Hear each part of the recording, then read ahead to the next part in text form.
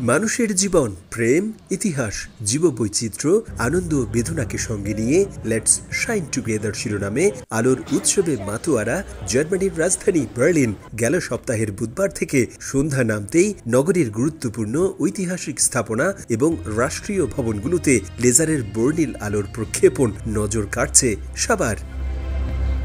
উৎসবকে আরো রাঙিয়ে দিতে সন্ধ্যা নামতেই নগরীর সবখানেই বসে সঙ্গীতের আসর। জমকালো এই লাইটস অফ ফেস্টিভ্যালে যোগ দিতে বিশ্বের বিভিন্ন দেশ থেকে আসা দর্শনার্থীদের পাশাপাশি পরিবার পরিজন নিয়ে অংশ নেন স্থানীয়রাও।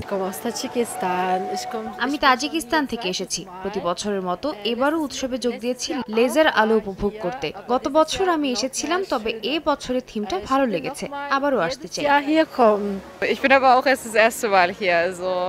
শহরের প্রায় প্রতিটি স্পটে ঘুরে ঘুরে আমরা আলোর খেলা দেখছি। এখনো আরো অনেক জায়গায় যাওয়া বাকি। ভীষণ ভালো লাগছে সবার সঙ্গে আনন্দে শামিল হতে।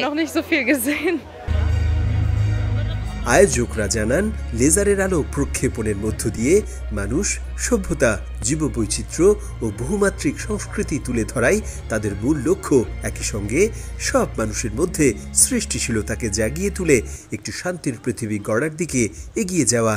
বেশ কয়েক বছর ধরেই বার্লিনের এই লাইট অফ ফেস্টিভ্যাল সবার কাছেই বেশ জনপ্রিয় হয়ে উঠছে।